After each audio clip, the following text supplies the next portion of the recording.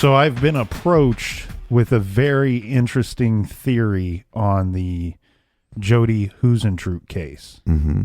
So we covered that, the beginning of May? Well, so Jodi was this woman that 25 years old, roughly.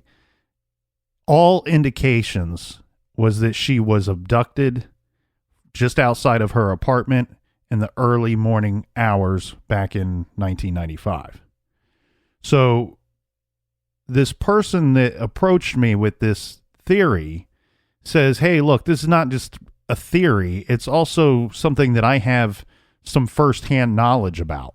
And I'm like, firsthand knowledge about what? And they say, well, I'm like 99% sure I know who abducted and killed Jodi Huisentruit. For people who haven't listened, that's episode 2000. That's episode 208, 209. Did you say 2000? In the year 2000. I don't know. I don't know that we'll make it to episode 2000. It's been a very long weekend. So happy 4th of July. So, okay. So here's the story. Well, let's go back just a little bit because we've been contacted by victims' family members, friends, people that have, we've reported on people as suspects, and then we get contacted by them. We've been contacted by some of the suspects, yes. Yeah, and it's, if you would have told me when we started years ago that, that would happen, I wouldn't expect it. I mean, I'm shocked by the amount of people that will contact us. I'm also shocked by the amount of people that are willing to talk with us, even after I call them a piece of shit. Well, I wouldn't have believed that would have happened in a million years because we're talking when we first started doing this, we just sat down in a garage, cracked a few beers, hit record. Mm-hmm. We didn't actually even think anybody would listen, right. let alone call us or email us. Yeah. But this is a tricky thing to talk about, Captain, because if I'm going to reveal this theory, I have to really throw somebody under the bus here. Mm-hmm. But this is all information coming from a source. This is not my opinion. This is not me saying this is what happened. Right. Basically what you're saying, this is a theory. This is what I've been told. Right. We don't have the evidence to back this up. So this person tells me that in 1995 that they moved to Forest City, Iowa, and started working at a company that's like within the Winnebago Industries. Okay, so like Winnebago is this huge company, and they probably have smaller companies that do work for them. Right. He says that when he started working there, 1995, this is the same year that Jodi was abducted. He says that he worked with two other people in his department. One of them was a man by the name of Randy, and I'll just go ahead and leave his last name out. It's easy to find, and you'll know who this guy is in a little bit. And then there was another guy there that worked with Randy, and his name would have been, we'll call him Todd. Okay, so Randy and Todd already work in this small department at this company that does work for Winnebago. Okay, you follow me so far? Mm-hmm. When this guy gets to work, now his department is 3 members, 3 men strong. Okay?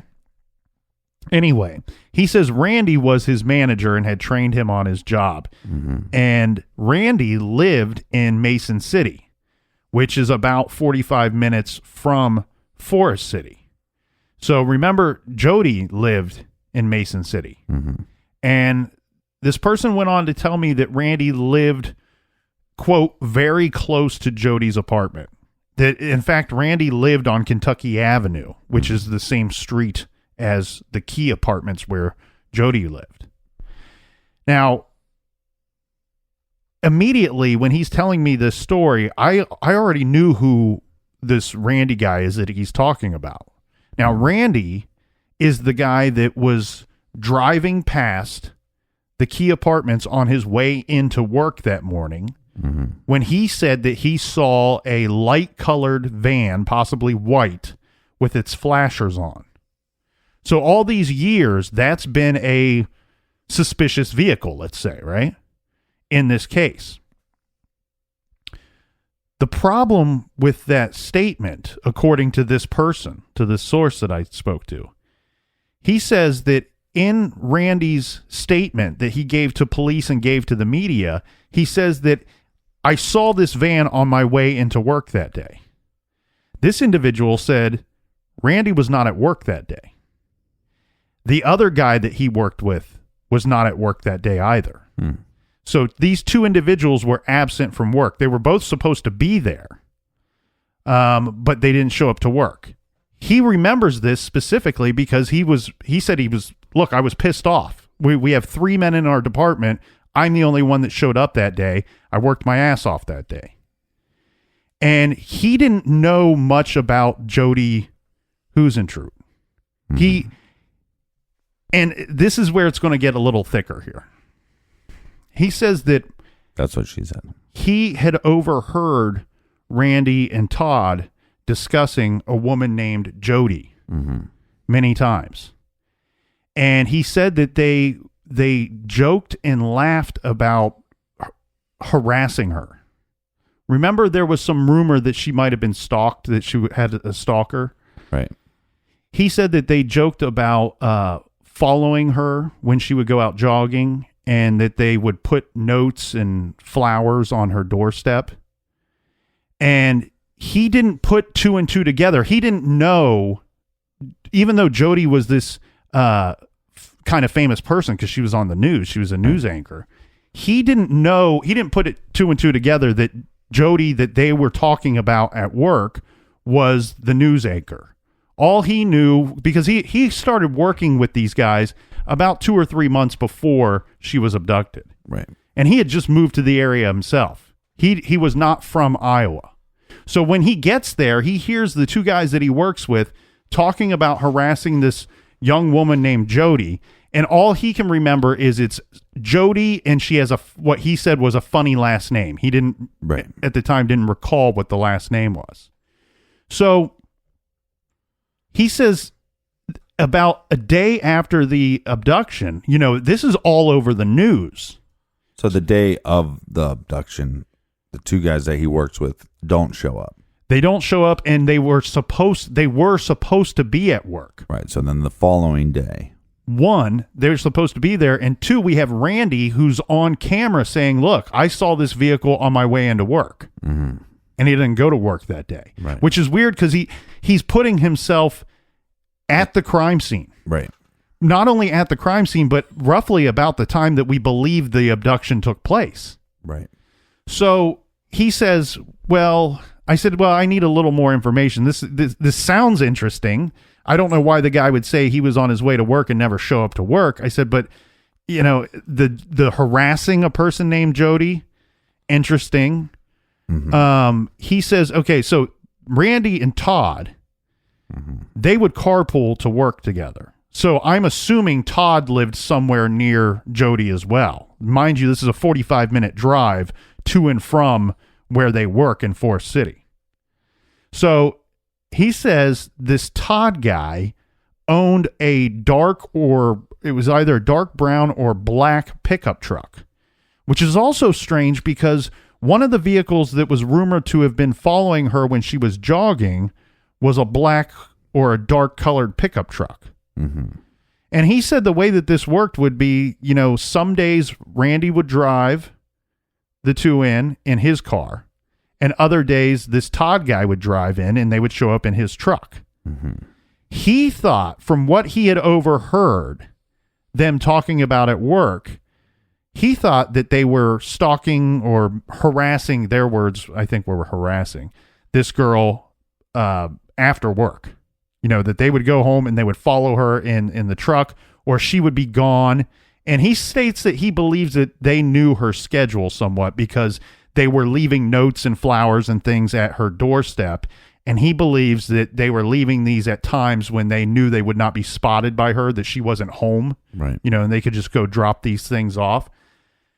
So anyway, he says he doesn't know anything about Jodi. at the time. He doesn't know anything about his coworker, Randy or Todd, other than they have these vehicles. Oh, I forgot to mention, the vehicle that Randy owned is a similar description as the one that the jogger. Remember, there was a jogger that was jogging by that morning and said that, hey, I jog this route every morning. This was I saw a strange vehicle rushing out of the parking lot.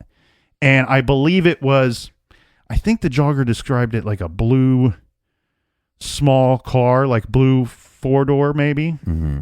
And he said that according to this source, Randy had a vehicle that matched that description. So he said shortly after the Jodi thing, these guys, they had a little TV at work that one of them had brought in to work. Yeah. He said that he got further pissed off at them because not only did they both miss work on that day, that I think it was a Tuesday that she was abducted, but not only did they both miss work that day, but for the next couple days, he said all they seemed to do was sit around that TV and watch TV. You know, he's doing all the hard work himself. And he didn't think too much of it at the time.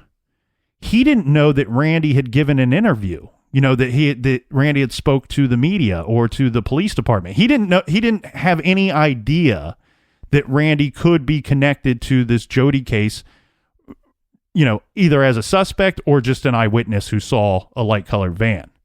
Then what happens is, remember, they covered Jodi's case on America's Most Wanted. Well, this guy tells me, he says, look, America's Most Wanted was one of my favorite shows back then. So he goes, about a month after the case took place, I'm watching America's Most Wanted, and they cover Jodi Huisentruit's case. And he says, when I saw America's Most Wanted and they said Jodi Huisentruit, he said, that's the funny last name that I remember these guys talking about at work. Mm-hmm. And then he sees his boss, Randy, on the TV saying, yeah, I was driving to work that day and I went past the Key Apartments and I saw a white or light-colored van with flashing lights. And I remember it because I thought it was a police officer, so I slowed down. I was rushing on my way to work. And so he goes, he says, holy crap.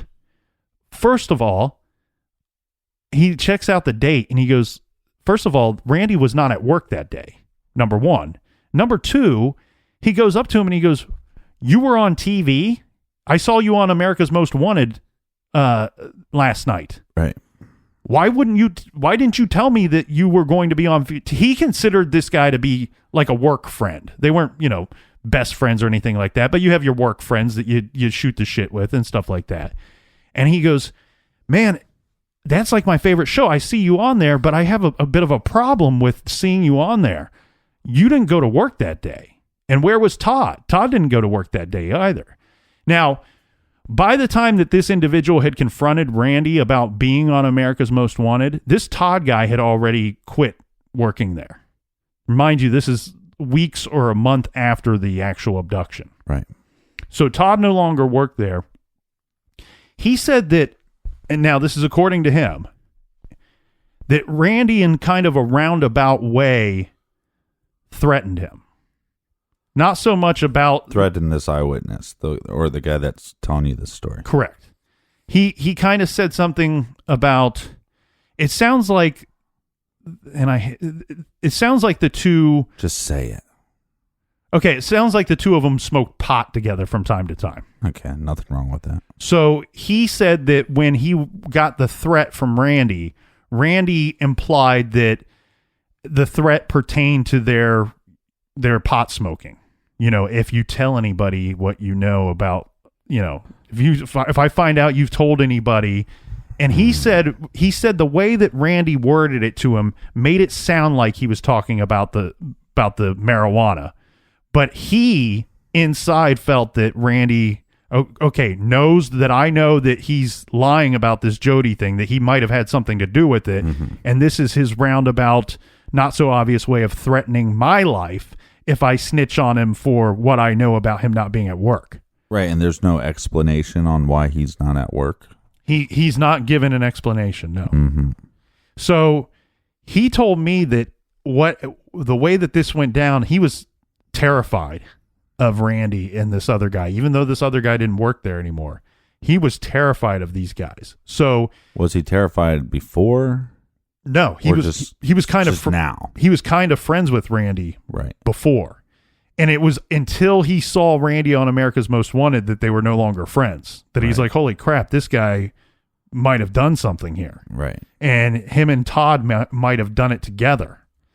So, which would make a little more sense because you would think that she would fight, so it'd be easier to take her down with two. If this story is true, okay, this means two things, though. That Randy not only lied about being at work to his work and to the media and to the police, but he lied to his wife about going to work. And I say that because this individual told me that Randy and his wife shared a car. So on the days that he drove to work, he would have to tell her, hey, I got to go to work today and I'm going to pick up Todd on my way in. And so his whereabouts then become very tricky because where were you that day for the entirety of the day? Right. And why did this Todd guy all of a sudden quit working there? Now, this guy tells me, he says, look, after Randy threatened me, I didn't talk to him again after that. I stayed out of his way. If he was in the room, I put my head down. He said, I only worked there another few weeks or maybe a month while I looked for another job because I wanted to get away from this individual who I was afraid of. Right. And I said to him, I said, well, look, what do you want me to do? And he said, I just want, somebody to look into this. And I said, well, I will, but the issue here is law enforcement are the ones that need to look into this. Have you told law enforcement? Yeah. Mm-hmm. And he states that he did. It took him some time. He ended up moving out of state. And once he moved out of state, he did contact the police department as well as some other media groups. Like if he contacted, like things like Crime Stoppers, and there is a website, I think is it findjodi.com right. or jodi.com, something like that. Well, and he could have contacted America's Most Wanted. He told me, I said, look, for me to believe you, first of all, I want to know that I'm not the only person you've told this story to, because here we are sitting here 20 some years later. What took you so long? I understand being afraid. And he said, look, once I moved, right. So basically he's saying it didn't really take me that long. I told people. He said he told a lot of people. And he said that the problem being is that, okay, so I couldn't get from him if he specifically discussed this with a detective that worked Jodi's case. I couldn't get him to say that. What he kept saying was, anytime that I saw the case on TV, I contacted whatever number they posted there. Right. So Good for him. Right. So on the anniversaries of her disappearance, he contacted, whatever number they posted on the TV screen. And he's done that on several anniversaries, he said. And he said, that's why I'm calling you. That's why I'm talking to you now, because I came across your show that covered it, and I just told myself a long time ago, even though I was afraid at the time, now the best thing I can do is anytime somebody brings up this case, I'm going to tell them what I know. Well, here's one of the problems with it. If Randy was his higher up, right? Mm-hmm. That, Randy claims that he went to work that day. Depending on how they keep records of how they log in, right? Mm-hmm. Or, how their time cards and all that stuff. If he's somewhat of a supervisor, he probably has the authority or the know-how to get that. Fudge the time cards. Right, and that establishes your own alibi. So that is one of the problems. Well, here's what I did. Because before you and I decided to talk about this. This is the first time I'm hearing about it too. So yeah. Well, the reason being is I wanted to make sure that at least portions of this man's story that I could verify are in fact true. Because anybody could email me or you and say, look, I know something about this case, and just actually we've had some real off the wall stuff with who was the Somebody told us that like somebody famous, like Brad Pitt. was involved in one of the crimes we covered, right? Yeah, Boys on the Tracks. Which we know is not true. It was just some. Well, we don't know that for sure. That's true. We don't know that for we sure. can't account for Brad Pitt for that day. Yeah.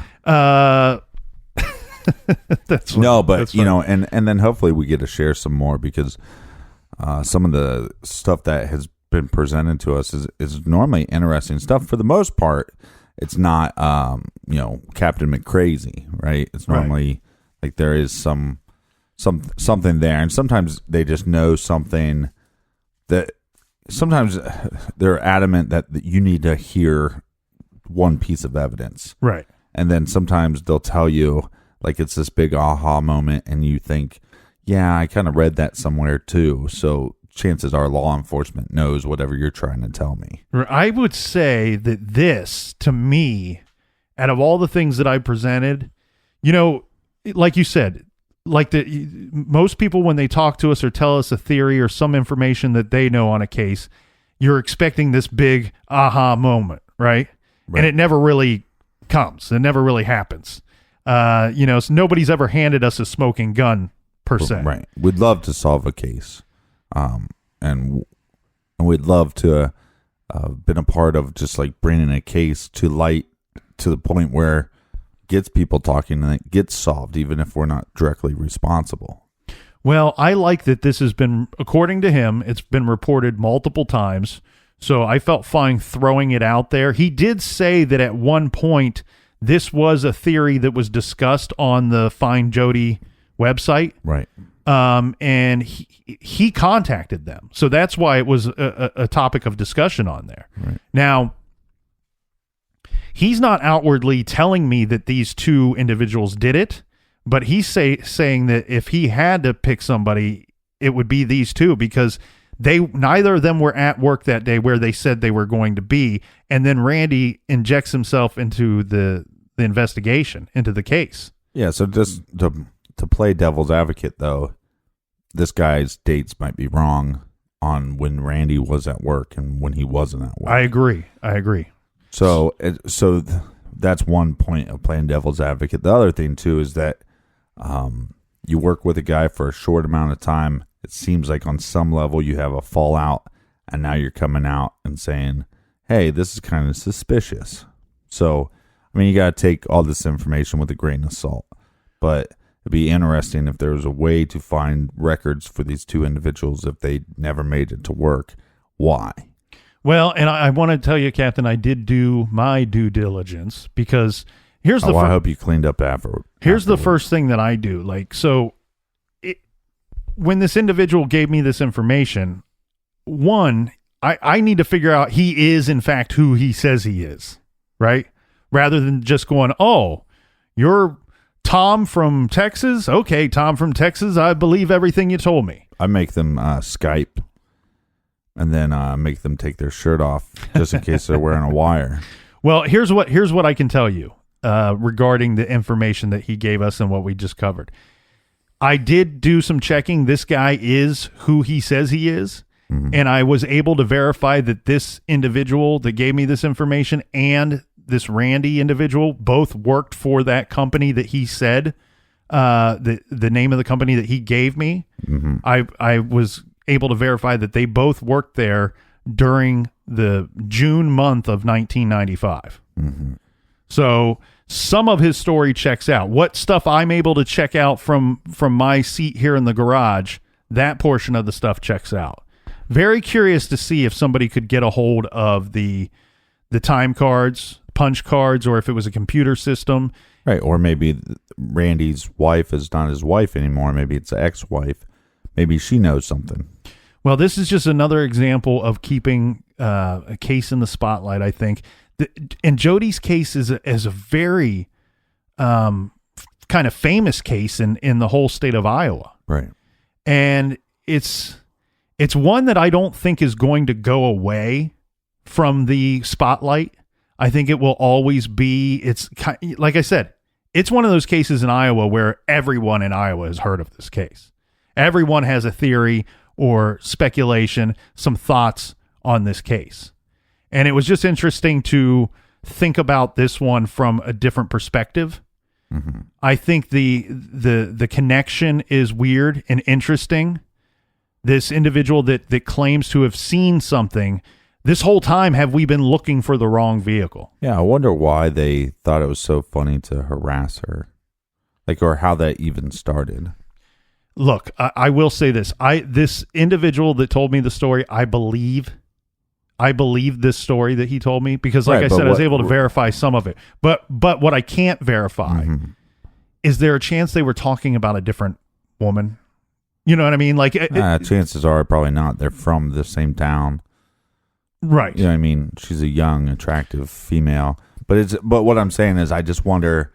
You know, did you ask this individual, like, do you know why they harassed her or how it even started? He didn't seem to know why. I did ask him because he said that from his understanding, these two guys had worked together for a while. Right. And by the time he shows up, it was a 2-man department that was extended to 3 people. Mm-hmm. It's a growing department. So these 2 guys could have worked in the department by themselves, just the 2 of them, for quite some time. He said that once he got there, they were already talking about this. Like, this was something that had been going on for a while for the 2 of them. If she lived close, I just wonder if it's some situation where she was out running or something and he goes to pick up, his buddy to go to work, and he's driving the car by, and she kind of gets freaked out a little bit, thinking the car is following her. And he's like, "Lady, I wasn't following you. I was just picking up my buddy." Right. And then they thought that was really funny, and like, oh, well, let's just keep messing with her. I'm just saying it's a weird thing to start, and not just one person. If it's just one person, then you're you're a freak. Look, if you're going to somebody's house late at night and you're peeping in the windows, you're a freak. Don't do that. Well, but what I'm saying is, if one person did that, I could see, I have this fascination with her, so I'm going to follow her while she jogs. I'm going to leave some gifts for her, right? Mm-hmm. That's if it's one person, right? You're just a weirdo that has some obsession. Where it doesn't make much sense in my head is both people, or was it mainly one and the other one was just kind of in on the... I don't know that he knows the answer to that question. Right. Because when I asked him... You see what I'm saying, though, right? Right, but no, and I know, and that's why I asked him. I said, why her? Why did they pick her? If they were, in fact, harassing her or any woman at all, why did they pick her? And he said, look, I don't know. I didn't have direct conversations with them. I only overheard them talking about her. And then what's your follow-up question? I want to see your interrogation skills. The best answer he could come up with was that they had seen her on TV. Oh, okay. Which is obvious, right? Did you say, you know, you son of a bitch. You tell me. Tell me right now. Here's the other thing, though, Captain. We're only left to speculate as to why her. And I think the answer of her being on TV is a good one. And I think that's the start. I think what happens here is you have a young, attractive woman who's on TV. And by the way, she lives... I would say that it would be a stretch to believe that it would take 5 minutes to drive from this one individual's house to the key apartments. I think that it might just be happenstance that one of these individuals goes, look, I got this creepy fascination with this woman who's on TV. Right. She happens to live about a 2 or 3 minute drive from me. It's convenient for me to watch her. Right. And, by the way, my creepy buddy, he's got a similar, it could start off as something somewhat innocent of going, hey, have you ever seen that girl on the news? Oh man, she's good looking, blah, blah, blah. Or she leaves for work the same time we do. Guess what? I saw her over the weekend because I live right around the corner, I guess, from her. And I saw her. She was jogging in a pair of shorts and a tiny little, you know what I mean? Mm-hmm. It starts off as something dumb like that. And then next thing you know. The word innocent, though. No. Right. Right. What I meant by that is there's a chance that before this fascination started, it was just a simple innocent thing as somebody seeing somebody on TV that they find attractive, is what I meant by that. I think once the talk starts happening and next thing you know, you find yourself in a dark colored pickup truck and you're following the woman as she's jogging and you're leaving things on her doorstep, the innocence has been gone for quite some time by this time. Yeah. And if you're an armchair detective, just take a little time to look into this theory and maybe see if you could link some more things together, and maybe this becomes a solid lead for law enforcement. Well, and I do want to say that I appreciate this information making its way to us. However, I stopped the story at the very beginning and said, look, have you contacted, if you think this is something real and legit, have you contacted law enforcement? Because I don't want to know unless this story has already been passed on to the proper people. Right. So if anybody has any more information about Jodi's case, you can contact the Mason City Police Department is the agency investigating her abduction. And you can contact them, or we have a number from the findjodi.com website. Yeah, so you could contact findjodi.com, or you could call 970-458-JODI. JODI, and that's an anonymous tip line, correct? Yeah. Yeah, so if anybody has any information, keep in mind, Jodi still has family out there that are desperately seeking for answers to her case.